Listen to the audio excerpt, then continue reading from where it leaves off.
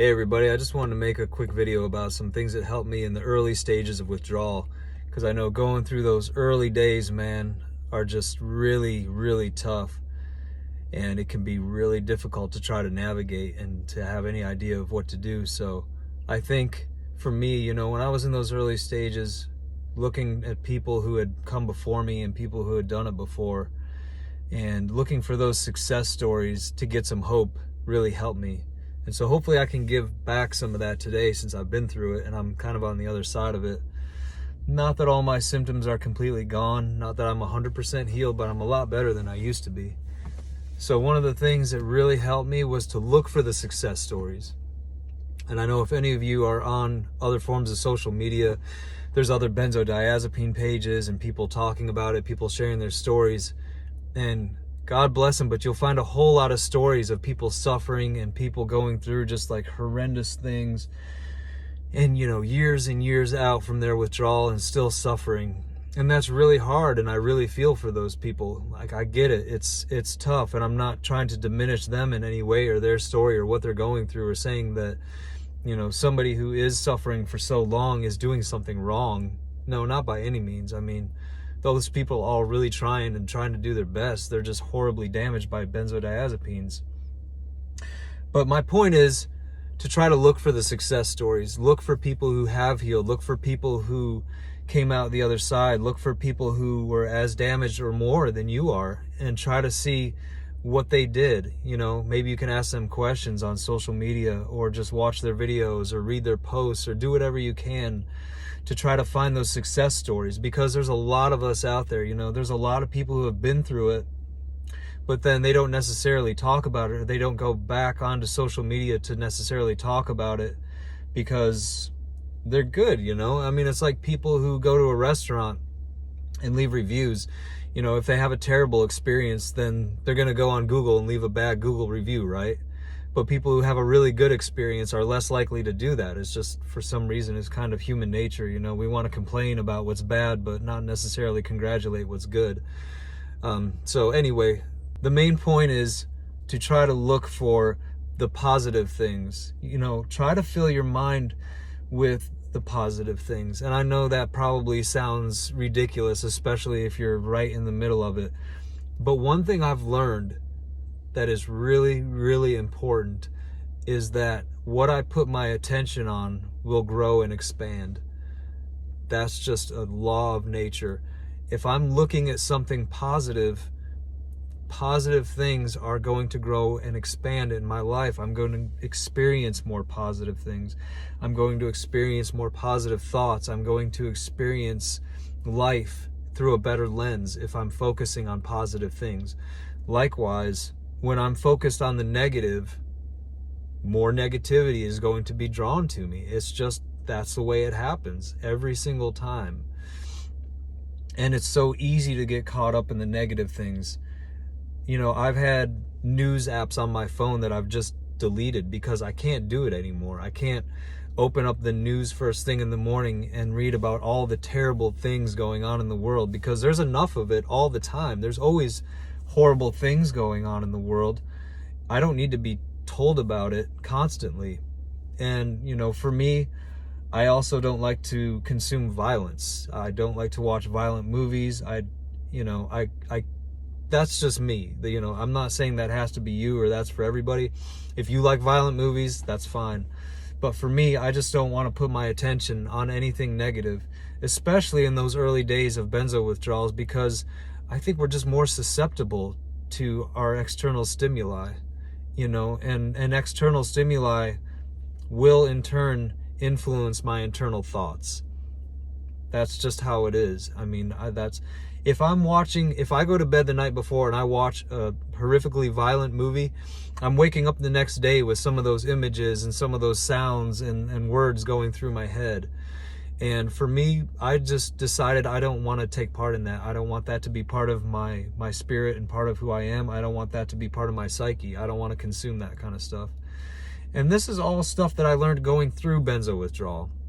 This isn't something that I had before. I was kind of mindless about what I was consuming before benzo withdrawal. It makes a difference what I put my attention on. What I put my attention on will grow and expand in my life. So if I'm in early benzo withdrawal and I'm focusing on negative stories, that's just what's going to grow and expand in my brain, in my psyche, and in my body. And I don't want to do that to myself. You know, our minds, our brains have such a great capacity to heal. You know, whether you even believe that or not, just try it. Just try to believe it. Try to believe that you can heal. Believe that you can heal yourself. Believe that your mind can heal. Just as an experiment. You don't even have to necessarily be convinced that you're going to heal, but that's what I did early on. I told myself, what if it's possible? And I continue to do that in all aspects of my life. What if it's possible that I can heal? What if it's possible that my brain can heal itself? What if it's possible that I can get beyond where I'm at today to somewhere better, to somewhere new, to deeper healing, and get past whatever it is I'm experiencing that's either horrible symptoms or damage from benzos or whatever it is.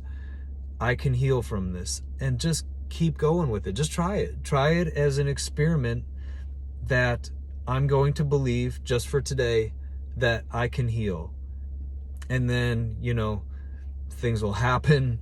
You'll have horrible symptoms. You'll go through waves. You'll go through periods of doubt where it's like, man, this is not working. This is all crap. I'm not healing from this, blah, blah, blah.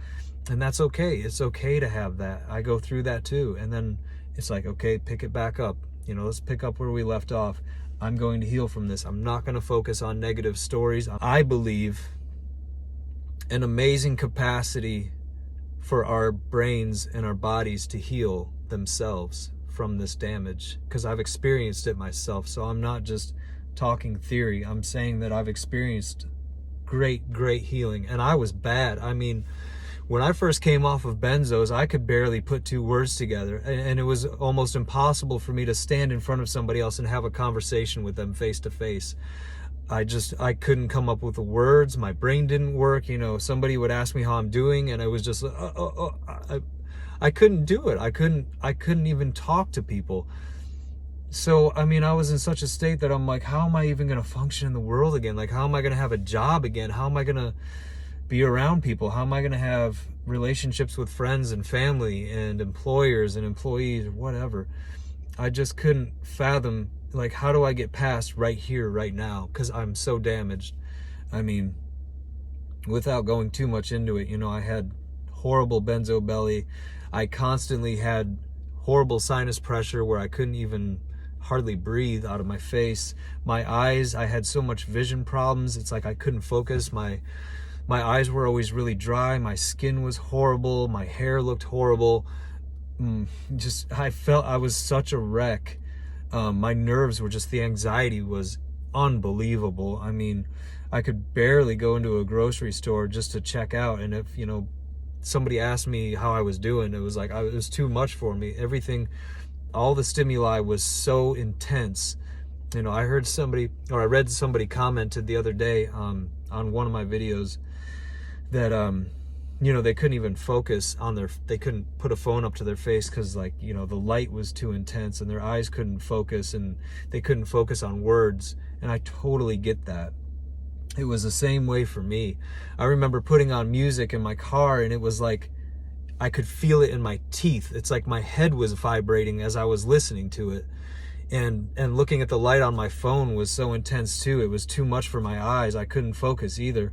You know, just all these crazy symptoms.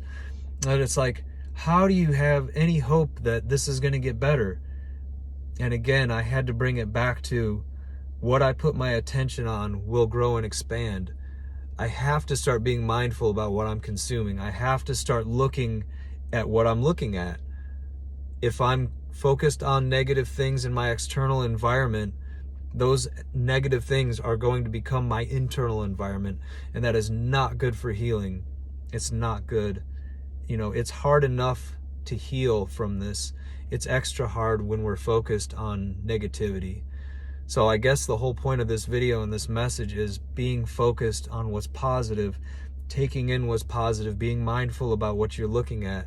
If you're going to read a story about benzos, try to focus on a positive story. Try to focus on a story of hope.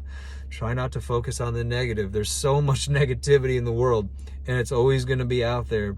But starting to make a conscious choice about what you're putting into your mind is going to be crucial to your healing. It has been for me. I guarantee it. And I guarantee if you start focusing on the positive, if you haven't already, maybe this is just a good reminder for you, but try to start focusing on the positive. Practice a little bit of gratitude every morning. I did that a lot early on. Even though I was suffering, even though I was having these wretched symptoms, I started focusing on, like, what am I grateful for right now? There's got to be something I can be grateful for.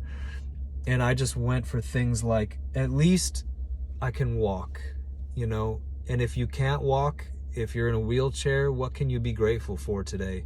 Do you have food to eat? Do you have clean water to drink? Did you get to take a shower today? Do you have a roof over your head? Do you have somebody that loves you? Do you have a friend? Do you have a pet? Do you have an animal? Is the sun shining today? Whatever it is, whatever you can be grateful for, if you can focus on that, that's going to make a huge difference in your healing. These things are so important to talk about because I know for me they were paramount to my healing and still continue to be so important in my healing. So I just wanted to share that message with you guys. I hope that helps somebody, and I'm going to keep making these videos. Like I said, you guys keep reaching out, you guys keep leaving great comments, and so I feel like I owe it to you guys to try to help out in any way that I can. So leave me a comment, subscribe, follow me on Instagram. I wish you guys all healing. I love you.